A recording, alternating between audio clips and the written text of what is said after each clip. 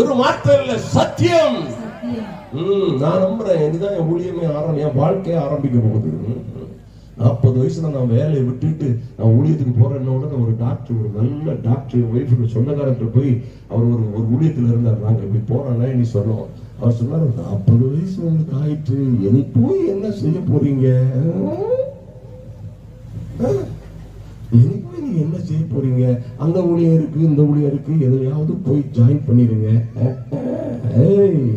60லயே ஆட்டம் இந்த ஆட்டம் போடுறோமே, 90லயும் இதுவே ஆட்டம் குறையாதுங்கிறது ஆமென் சொல்லுங்க பாக்கலாம்.